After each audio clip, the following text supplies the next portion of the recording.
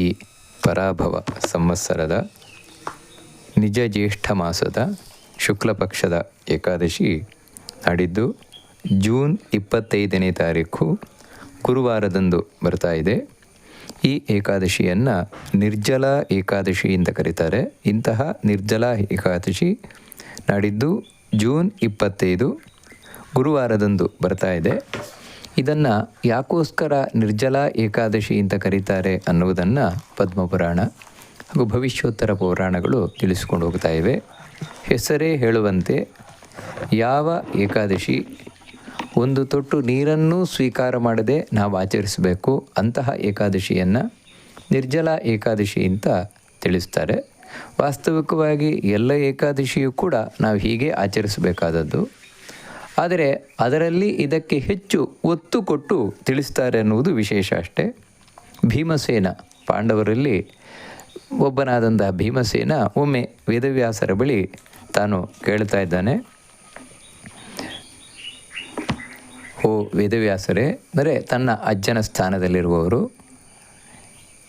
ಅರ್ಜುನ, ಧರ್ಮರಾಜ, ನಕುಲ, ಸಹದೇವ ಇವರೆಲ್ಲರೂ ಕೂಡ ಏಕಾದಶಿಯ ದಿನ ಉಪವಾಸವನ್ನು ಮಾಡ್ತಾರೆ. ಆದರೆ ನನಗೆ ಮಾತ್ರ ಸಾಧ್ಯ ಆಗೋದಿಲ್ಲ. ನೀವು ಬೇಕಿದ್ರೆ ದಾನ ಮಾಡಲಿಕ್ಕೆ ಹೇಳಿ ದಾನ ಮಾಡ್ತೇನೆ, ಬೇರೆ ಯಾವುದೇ ವ್ರತವನ್ನು ಮಾಡಲಿಕ್ಕೆ ಹೇಳಿ ಮಾಡ್ತೇನೆ, ಆದರೆ ನನಗೆ ಉಪವಾಸ ಮಾತ್ರ ಕೂರ್ಲಿಕ್ಕೆ ಆಗೋದಿಲ್ಲ ಅಂತ ಭೀಮಸೇನ ತಾನು ವೇದವ್ಯಾಸರ ಬಳಿ ತಿಳಿಸ್ತಾನೆ. ಇಲ್ಲಿ ನಾವು ತಿಳ್ಕೊಳ್ಬೇಕಾದದ್ದು ಏನಂದರೆ, ಹಾಗಿದ್ರೆ ಭೀಮಸೇನ ಏಕಾದಶಿಯ ದಿನ ಉಪವಾಸ ಮಾಡ್ತಾ ಇರಲಿಲ್ವಾ, ಉಳಿದ ಪಾಂಡವರು ಮಾತ್ರ ಮಾಡ್ತಾ ಇದ್ರಾ ಅನ್ನುವುದು ಇಲ್ಲಿ ಪ್ರಶ್ನೆ ಬರ್ತದೆ. ಮೊದಲೇ ನಾವು ಏಕಾದಶಿಯ ಮಹತ್ವ ಎಲ್ಲ ತಿಳಿದಂತೆ ಯಾರು ಕೃಷ್ಣನ ಭಕ್ತರೋ, ಪರಮ ಭಕ್ತರೋ, ಅವರು ಏಕಾದಶಿ ಮಾಡದೇ ಇರಲಿಕ್ಕೆ ಸಾಧ್ಯವೇ ಇಲ್ಲ. ಅವರು ಖಂಡಿತವಾಗಿಯೂ ಕೂಡ ಏಕಾದಶಿಯ ದಿನ ಉಪವಾಸವನ್ನು, ವ್ರತವನ್ನು ಆಚರಿಸ್ತಾರೆ. ಭೀಮಸೇನಾದರೂ ಕೃಷ್ಣನ ಭಕ್ತರಲ್ಲಿ ಅಗ್ರಗಣ್ಯನಾದವನು. ಅವನು ಏಕಾದಶಿಯನ್ನು ಆಚರಿಸದೇ ಇರಲಿಕ್ಕೆ ಸಾಧ್ಯವೇ ಇಲ್ಲ. ಮತ್ತು ಹಾಗಿದ್ದರೂ ಕೂಡ ಇಲ್ಲಿ ಈ ರೀತಿ ಪ್ರಶ್ನೆಯನ್ನು ಮಾಡ್ತಾ ಇದ್ದಾನಲ್ಲ ವೇದವ್ಯಾಸರ ಬಳಿ ಅಂತ ಹೇಳಿದರೆ, ಅದು ಏಕಾದಶಿಯ ಮಹತ್ವವನ್ನು ಜಗತ್ತಿಗೆ ತೋರಿಸಿಕೊಡ್ಲಿಕ್ಕೋಸ್ಕರ ಅಂತ ನಾವು ತಿಳ್ಕೊಳ್ಬೇಕಾದದ್ದು. ಅದಕ್ಕೆ ವೇದವ್ಯಾಸರು ತಾವು ಉತ್ತರವನ್ನು ಕೊಡ್ತಾರೆ. ಯದಿ ಸ್ವರ್ಗೋತ್ಯಭೀಷ್ಟಸ್ಥೆ ನರಕೋ ನಿಷ್ಠಯೇವಚ ಏಕಾದಶಾನ್ನ ಭೋಕ್ತವ್ಯಂ ಪಕ್ಷಯೋರುಭಯೋರಪಿ. ನೋಡು ಭೀಮಸೇನ, ಒಂದೊಮ್ಮೆ ನಿನಗೆ ಸ್ವರ್ಗ ಇಷ್ಟ ಅಂತಾಗಿದ್ದರೆ, ನರಕ ಬೇಡ ಅಂತಾಗಿದ್ದರೆ, ಆಗ ಪ್ರತಿ ತಿಂಗಳಲ್ಲೂ ಬರುವಂತಹ 2 ಏಕಾದಶಿ, ಶುಕ್ಲ ಪಕ್ಷ ಕೃಷ್ಣ ಪಕ್ಷದ ಏಕಾದಶಿ, ಅದನ್ನು ತಪ್ಪದೆ ಆಚರಿಸಲೇಬೇಕು ಅಂತ ತಿಳಿಸ್ತಾ ಇದ್ದಾರೆ. ಇದೇ ಈ ಏಕಾದಶಿಯ ಮಹತ್ವ ತಿಳಿಸ್ತಾ ಇರುವಂತಹದ್ದು ಭೀಮಸೇನ ವೇದವ್ಯಾಸರ ಮೂಲಕ. ಅದಕ್ಕೆ ಭೀಮಸೇನ ಹೇಳ್ತಾನೆ, ನನಗೆ ಒಂದು ಹೊತ್ತು ಆಹಾರ ಬಿಟ್ಟಿರಲಿಕ್ಕೂ ಆಗೋದಿಲ್ಲ. ಹಾಗಿರಬೇಕಾದ್ರೆ ಒಂದು ದಿನ ಇಡೀ ನಾನು ಆಹಾರವನ್ನು ಸ್ವೀಕಾರ ಮಾಡದೆ ಉಪವಾಸ ಇರುವುದು ಅಂತ ಹೇಳಿದರೆ ಅದು ಸಾಧ್ಯವೇ ಇಲ್ಲ ಅಂತ ತಾನು ಹೇಳ್ತಾನೆ. ಅದಕ್ಕೋಸ್ಕರ ವೇದವ್ಯಾಸರೇ, ಬೇರೆ ಏನಾದರೂ ಉಪಾಯ ಇದ್ದರೆ ಹೇಳಿ, ನಾನು ಸ್ವರ್ಗಲೋಕವನ್ನು ಪಡೀಲಿಕ್ಕೆ ಹೇಗೆ ಸಾಧ್ಯವಾಗುತ್ತೆ, ಬೇರೆ ಉಪಾಯ ಇದ್ದರೆ ಹೇಳಿ ಅಂತ ವೇದವ್ಯಾಸರ ಬಳಿ ಹೇಳ್ತಾನೆ.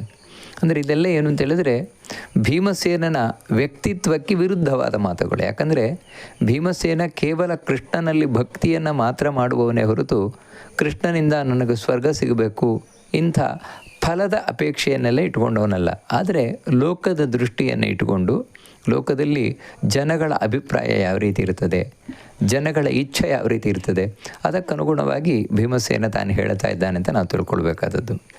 ಅದಕ್ಕೆ ವೇದವ್ಯಾಸರು ಭೀಮಸೇನನಿಗೆ ಉತ್ತರಿಸ್ತಾರೆ, ನೀನು ಮನುಷ್ಯರ ಧರ್ಮಗಳನ್ನೆಲ್ಲ ತಿಳಿದಿದೆಯಾ. ಒಬ್ಬ ವ್ಯಕ್ತಿ ಇಲ್ಲಿ ಮನುಷ್ಯನಾಗಿ ಹುಟ್ಟಿ ಬಂದ ಮೇಲೆ ಏನೇನು ಮಾಡಬೇಕು ಅದೆಲ್ಲ ನೀನು ತಿಳ್ಕೊಂಡಿದ್ಯಾ. ಅದರಿಂದ ನಿನಗೆ ಗೊತ್ತು, ಮುಂದೆ ಒದಗುವಂತಹ ಕಲಿಯುಗದಲ್ಲಿ ಈ ವೇದದಲ್ಲಿ ಹೇಳಲ್ಪಟ್ಟಿರುವಂತಹ ಧರ್ಮಾಚರಣೆ ಏನಿದೆ ಅದನ್ನು ಮಾಡುವುದು ಬಹಳ ಕಷ್ಟ ಇದೆ, ಅಷ್ಟು ಸುಲಭ ಸಾಧ್ಯ ಅಲ್ಲ. ನಾನು ಅದಕ್ಕೋಸ್ಕರ ನಿನಗೆ ಹೇಳ್ತೇನೆ, ಸುಖೋಪಾಯಂ ಚಾಲ್ಪಧನಂ ಅಲ್ಪಕ್ಲೇಶಂ ಮಹಾಫಲಂ ಪುರಾಣಾನಾಂಚ ಸರ್ವೇಷಾಂ ಸಾರಭೂತಂ ವದಾಮಿತೆ. ಇದು ಆಚರಣೆ ಮಾಡಲಿಕ್ಕೆ ತುಂಬ ಸುಖವಾಗಿರುವಂಥದ್ದು, ಸುಲಭವಾಗಿರುವುದು, ಯಾವುದೇ ದುಡ್ಡಿನ ಖರ್ಚಿಲ್ಲ, ಮತ್ತು ಸಮಸ್ತ ವೇದ ಶಾಸ್ತ್ರಗಳ ಸಾರಭೂತವಾಗಿರುವಂಥದ್ದು. ಏನು ಅಂತ ಹೇಳಿದರೆ, ಏಕಾದಶ್ಯಾನ್ನ ಭುಂಜೀತ ಪಕ್ಷಯೋರುಭಯೋರಪಿ.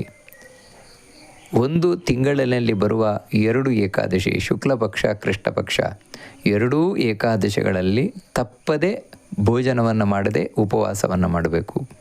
ಯಾರು ಏಕಾದಶಿಯ ದಿನ ಆಹಾರವನ್ನು ಸ್ವೀಕಾರ ಮಾಡ್ತಾನೆ ಅವನು ನರಕಕ್ಕೆ ಬೀಳುವುದು ಖಂಡಿತ ಅಂತ ವ್ಯಾಸಸ್ಯ ವಚನಂ ಶ್ರುತ್ವ ಏಕಾದಶ್ಯಾಂ ನ ಭುಂಕ್ತೆಯೋ ನಯಾತಿ ನರಕಂತು ಸಹ. ಅವನ ನರಕಕ್ಕೆ ಹೋಗುವುದಿಲ್ಲ ಏಕಾದಶಿ ಎಂದು ಆಹಾರ ಸ್ವೀಕಾರ ಮಾಡದೇ ಇರುವವನು ಅಂತ ಹೀಗೆ ವೇದವ್ಯಾಸರು ಹೇಳಿದಾಗ ಮತ್ತೆ ಭೀಮಸೇನ ಕೇಳ್ತಾನೆ, ನನಗೆ ಅದರ ಬಗ್ಗೆ ಹೆಚ್ಚು ತಿಳಿಸ್ಕೊಡಿ, ಅದು ಬಹುಫಲವನ್ನು ಕೊಡುವಂತಹ ಏಕಾದಶಿ ಯಾವುದು ಅದನ್ನು ಅಂತ.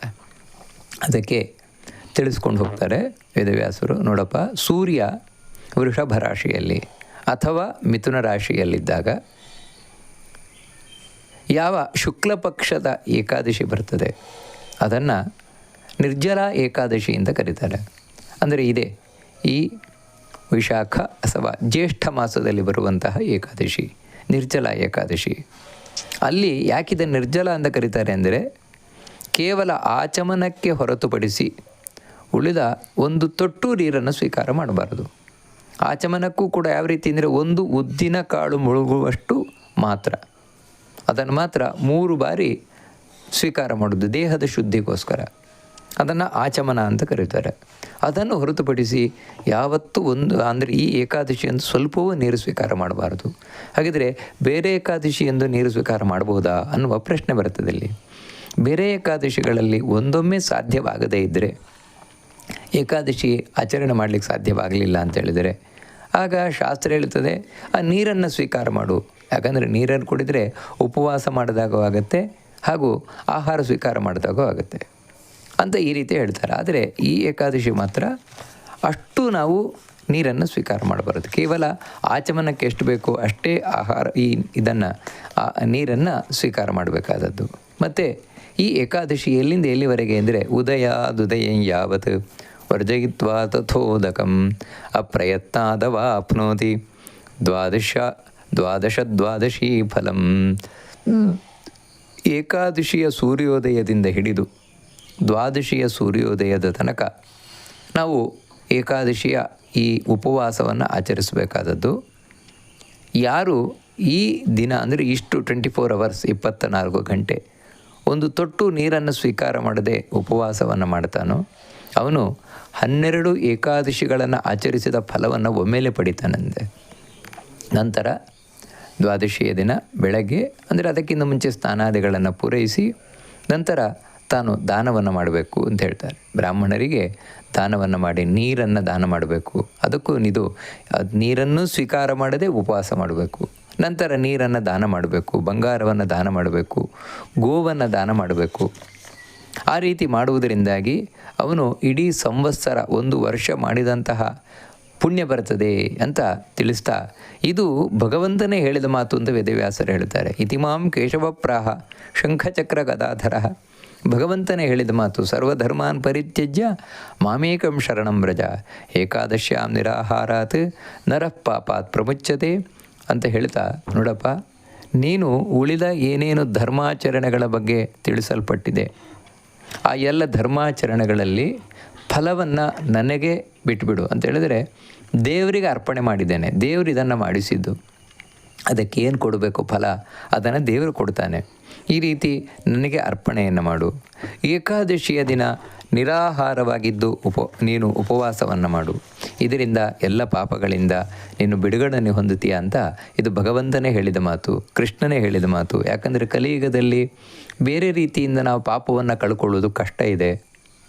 ದಾನ ಮಾಡೋಣ, ಯಜ್ಞ ಮಾಡೋಣ ಅಂತೇಳಿದರೆ ದಾನ ಮಾಡಲಿಕ್ಕೆ ಬೇಕಾದ ದ್ರವ್ಯ ವಸ್ತು ಅದು ಶುದ್ಧ ಇರುವುದಿಲ್ಲ. ಹೋಮ ಮಾಡಲಿಕ್ಕೂ ಕೂಡ ಅಷ್ಟೇ, ಇದು ದ್ರವ್ಯ ಶುದ್ಧಿ ಇರುವುದಿಲ್ಲ. ಮತ್ತೇನು ಅಂತ ಹೇಳಿದರೆ ಮಾಡುವವರು ಅವರು ಶುದ್ಧವಾಗಿರುವುದಿಲ್ಲ. ಯಾಕಂದರೆ ಒಬ್ಬ ವ್ಯಕ್ತಿಗೆ ಸಂಸ್ಕಾರ ಬೇಕು, ಆ ಸಂಸ್ಕಾರಗಳನ್ನು ಮಾಡ್ಕೊಂಡು ಬರಬೇಕು. ಅಂತಹ ಸಂಸ್ಕಾರಗಳು ಕೂಡ ಕಲಿಯುಗದಲ್ಲಿ ಸರಿಯಾಗಿ ಇರುವುದಿಲ್ಲ. ಅದಕ್ಕೋಸ್ಕರ ಇಂತಹ ಕಲಿಯುಗದಲ್ಲಿ, ದುಷ್ಟವಾದ ಕಲಿಯುಗದಲ್ಲಿ, ಅಂದರೆ ಯಾವುದೂ ಶುದ್ಧಿ ಇಲ್ಲದೇ ಇರುವಂತಹ ಈ ಕಲಿಯುಗದಲ್ಲಿ ನಾವು ಶುದ್ಧರಾಗಬೇಕು ಅಂತೇಳಿದರೆ ಏಕಾದಶಾನ್ನ ಭುಂಜೀತ ಪಕ್ಷಯೋರುಭಯೋರಪಿ, 2 ಪಕ್ಷಗಳಲ್ಲಿ ಬರುವ ಏಕಾದಶಿ ಎಂದು ಉಪವಾಸವನ್ನು ಮಾಡಬಾರ್ದು ಅಂತ ಹೇಳ್ತಾರೆ. ಅಂದರೆ ಈ ಆಹಾರವನ್ನು ಸ್ವೀಕಾರ ಮಾಡಬಾರದು, ಉಪವಾಸವನ್ನು ಮಾಡಬೇಕು ಪ್ರತಿ ಮಾಸದಲ್ಲಿಯೂ ಕೂಡ ಹೀಗೇನೆಯಿಂದ. ಇನ್ನು ಉಪವಾಸವನ್ನು ಮಾಡುವುದರಿಂದಾಗಿ ಏನು ಫಲ ಬರುತ್ತೆ ಅದನ್ನು ನಾನು ತಿಳಿಸ್ತೇನೆ ಅಂತ ಹೇಳ್ತಾ, ತತ್ಫಲಂ ಸಮವಾಪ್ನೋತಿ ಇಮಾಂ ಕೃತ್ವ ವೃಕೋದರ ಸಂವತ್ಸರಸ್ಯ ಯಾವತ್ಯಃ ಶುಕ್ಲಾ ಕೃಷ್ಣ ವೃಕೋದರ ಉಪೋಷಿತಾಸ್ತಾ ಸರ್ವ ಸ್ಯುಹು ಏಕಾದಶ್ಯೋನ ಸಂಶಯ. ಈ ಒಂದು ಏಕಾದಶಿಯನ್ನು ನಾವು ಆಚರಣೆ ಮಾಡಿದರೆ ಶ್ರದ್ಧಾಭಕ್ತಿಯಿಂದ, ಅದೇ ನಿರ್ಜಲ ಏಕಾದಶಿಯನ್ನು, ಒಂದು ವರ್ಷದಲ್ಲಿ ಎಷ್ಟು ಏಕಾದಶಿಗಳು ಬರ್ತದೋ ಆ ಏಕಾದಶಿಗಳಲ್ಲಿ ಉಪವಾಸ ಮಾಡಿದಂತಹ ಫಲ ಬರ್ತದೆ ಅಂತ ತಿಳಿಸ್ಕೊಂಡು ಹೋಗ್ತಾ ಇದ್ದಾನೆ. ಅಷ್ಟು ಮಾತ್ರ ಅಲ್ಲ, ಧನ ಧಾನ್ಯ ಬಲ ಆಯುಷ್ಯ ಆರೋಗ್ಯ ಇನ್ನು ಮಕ್ಕಳು ಮುಂತಾದವರೆಲ್ಲ ಇವನಿಗೇನು ಬಯಸ್ತಾನೆ ಎಲ್ಲವೂ ಕೂಡ ದೊರಕುತ್ತದೆ ಅಂತ ತಿಳಿಸ್ಕೊಂಡು ಹೋಗ್ತಾ ಇದ್ದಾರೆ ಆ ವೇದವ್ಯಾಸರು. ಅಷ್ಟು ಮಾತ್ರ ಅಲ್ಲ, ಯಮದೂತಾ ಮಹಾಕಾಯಾ ಕರಾಲಾ ಕೃಷ್ಣಪಿಂಗಲಾ ದಂಡಪಾಶಧರಾ ರೌದ್ರಾ ನೋಪಸರ್ಪಂತಿ ತಮ್ನರಂ. ಯಾರು ಈ ಏಕಾದಶಿಯನ್ನು ಮಾಡುತ್ತಾರೆ ಅವರ ಬಳಿ ಯಮನ ದೂತರು ಕೂಡ ಬರುವುದಿಲ್ಲ. ಕಡೆ ಕಾಲದಲ್ಲಿ ಯಮದೂತರು ಬಂದು ಇವನನ್ನು ಪಾಶ ಹಾಕಿ ಎಳ್ಕೊಂಡು ಹೋಗೋದು ಇಲ್ಲ. ಮತ್ತೇನೆಂದರೆ ಇವನು ತಾನು ಪೀತಾಂಬರಧಾರಿಯಾಗಿ ಒಳ್ಳೆ ರೇಷ್ಮೆ ವಸ್ತ್ರವನ್ನು ತೊಟ್ಟು ಆನಂದವಾಗಿ ಸುಂದರವಾದ ರೂಪ ತೊಟ್ಟವನಾಗಿ ಸ್ವರ್ಗಕ್ಕೆ ಹೋಗ್ತಾನೆ ಅಂತ ಈ ರೀತಿ ತಿಳಿಸ್ತಾರೆ.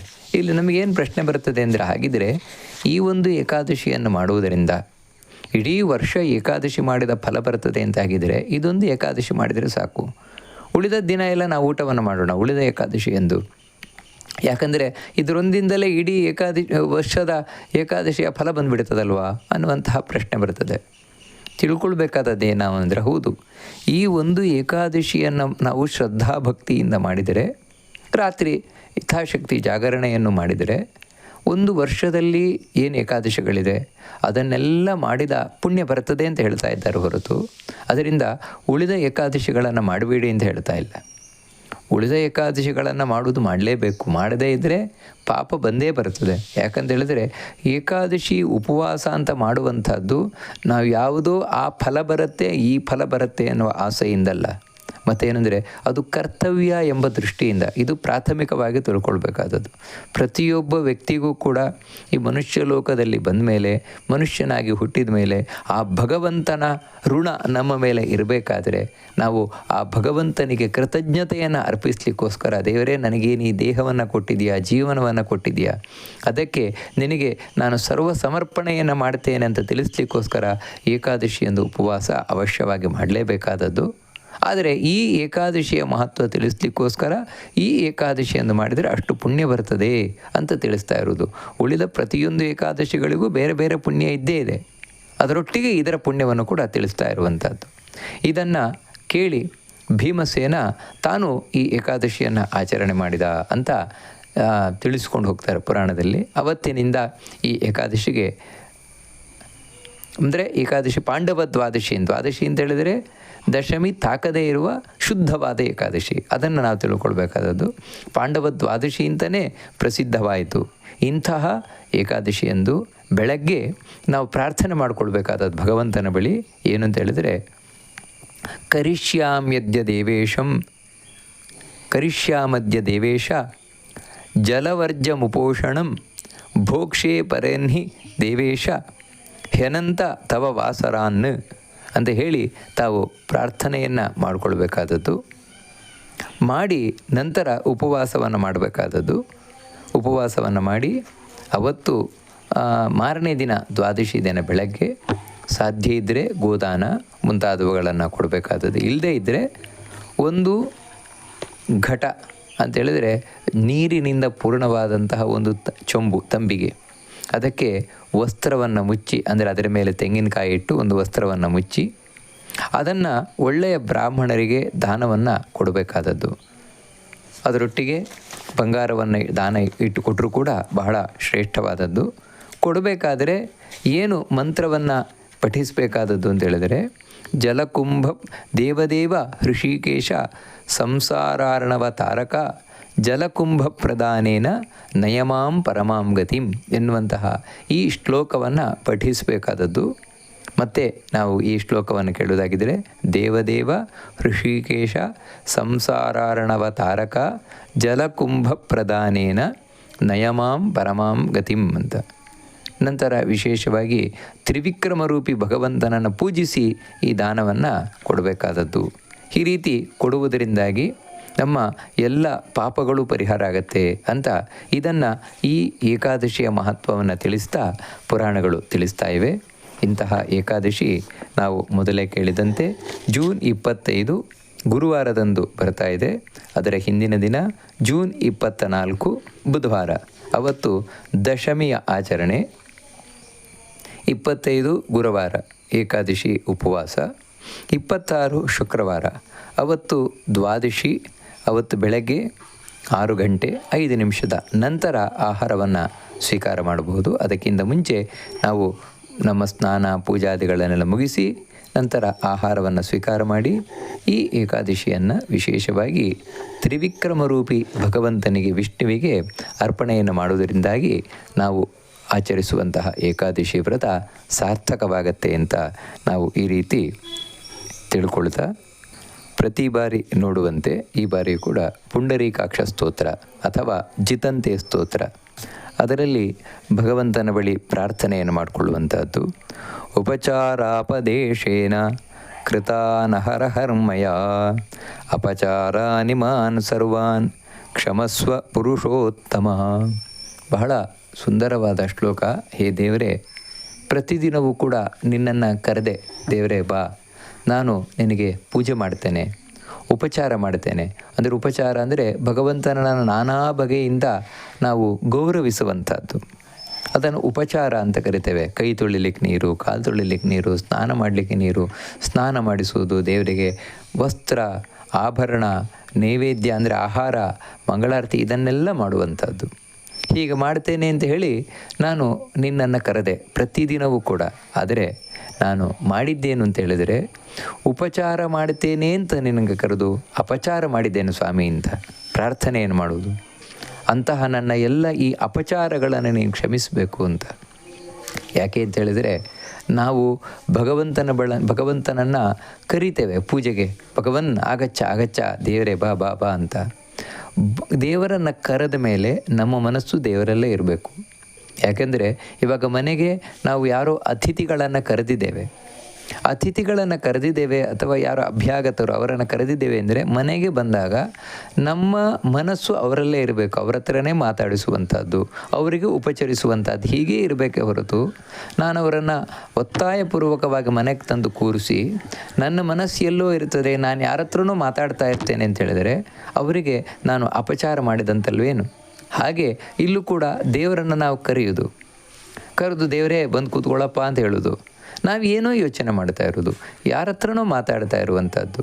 ಈ ರೀತಿ ಮಾಡುವುದರಿಂದಾಗಿ ಅದು ದೇವರಿಗೆ ಮಾಡುವ ಅಪಚಾರ. ಅದಕ್ಕೋಸ್ಕರ ಯಾವತ್ತೂ ನಾವು ದೇವರ ಪೂಜೆಯನ್ನು ಮಾಡಬೇಕಾದರೆ ಇತರ ಮಾತುಗಳನ್ನು ಕಡಿಮೆ ಮಾಡಬೇಕು, ದೇವರ ಮಾತನ್ನು ಹೆಚ್ಚು ಮಾಡಬೇಕು. ಯಾಕಂದರೆ ದೇವರಲ್ಲಿ ಬಂದು ಕೂತಿದ್ದಾನೆ, ನಮಗೋಸ್ಕರ ಬಂದು ಕೂತಿದ್ದಾನೆ.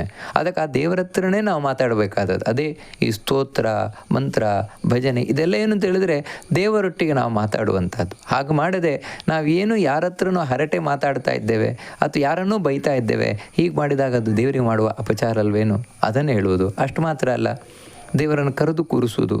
ಆದರೆ ದೇವರಿಗೆ ನಾವು ಉಪಚಾರ ಅಂತ ಕೊಡುವ ವಸ್ತುಗಳೆಲ್ಲವೂ ಕಳಪೆ ಮಟ್ಟದ್ದು.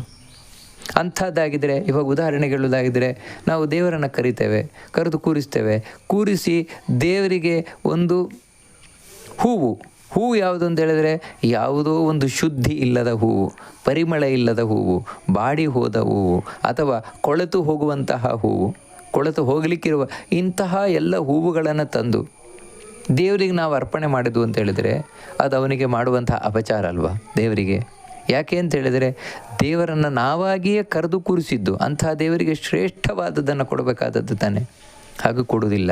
ಇನ್ನು ನೈವೇದ್ಯ ಅಂದನೂ ಅಷ್ಟೇ, ಮನೆಗೆ ಕರೆದು ಕೂರಿಸಿದ ಮೇಲೆ ಆ ದೇವರಿಗೆ ಪಂಚಭಕ್ಷ ಪರಮಾನ್ನ ಭೋಜನವನ್ನು ನಾವು ಮಾಡಿಸ್ಬೇಕಾದದ್ದು ತಾನೆ. ಮನೆಗೆ ಅತಿಥಿಗಳನ್ನು ಕರೆದು ಅಂದರೆ ಊಟ ಹಾಕದೆ ಕಳಿಸ್ತೇವಾ? ಏನಾದರೂ ಇಲ್ಲ, ನಾವೇನು ಮಾಡೋಲ್ಲ. ದೇವರಿಗೆ ಏನೋ ಒಂದು ಹಣ್ಣು ಇಡ್ತೇವೆ, ಅದು ಕೂಡ ಕೆಲವು ಸಲ ಇಲ್ಲ, ಬರೀ ನೀರು ಮಾತ್ರ ಇಡ್ತೇವೆ. ಇದು ದೇವರಿಗೆ ಮಾಡುವ ಅಪಚಾರ ಅಲ್ವೇನು?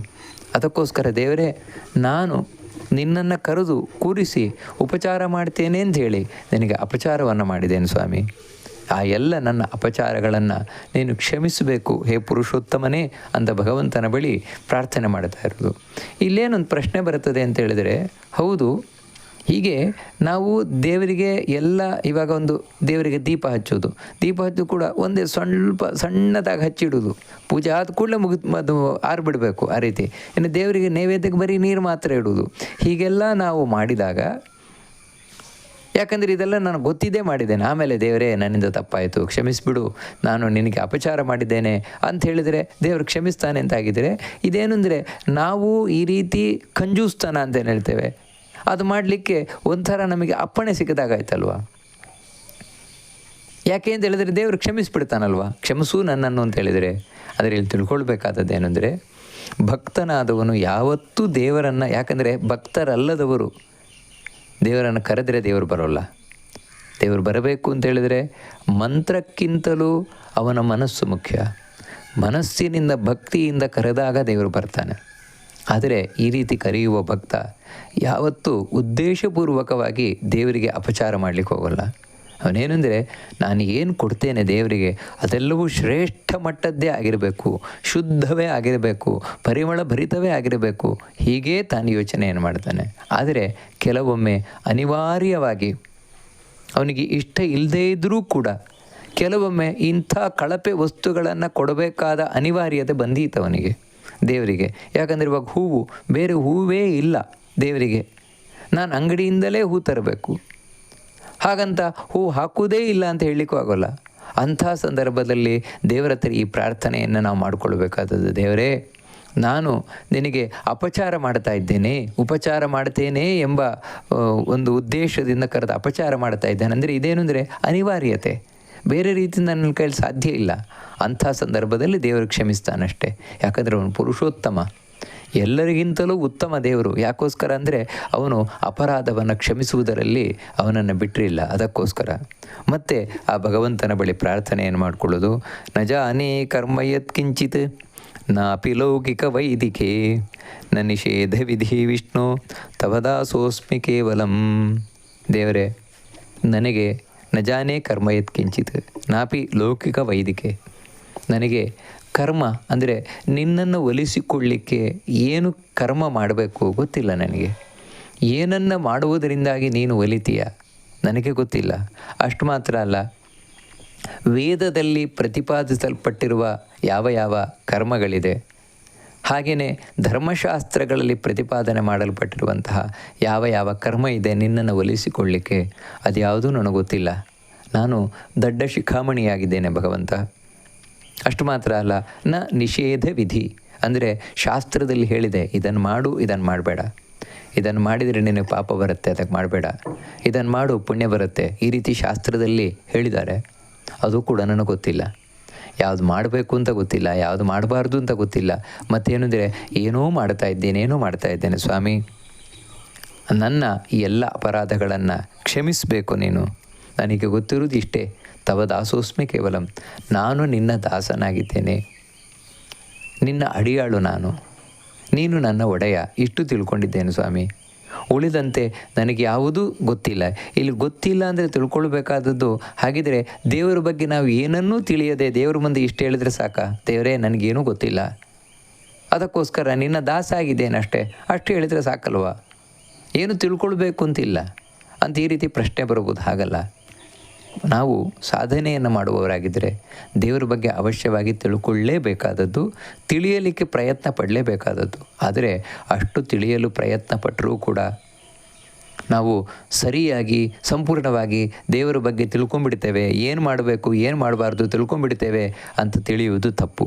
ಯಾಕಂದರೆ ಶಾಸ್ತ್ರಗಳು ಅಷ್ಟಿದೆ, ಧರ್ಮಶಾಸ್ತ್ರಗಳು ಅಷ್ಟು ಅಗಾಧವಾಗಿದೆ. ಅದಕ್ಕೋಸ್ಕರ ನಾವು ಎಲ್ಲಿ ತಪ್ಪು ಮಾಡ್ತೇವೋ ಗೊತ್ತಿಲ್ಲ, ಯಾವುದು ನಮ್ಮಿಂದ ತಪ್ಪಾಗುತ್ತೋ ಗೊತ್ತಿಲ್ಲ.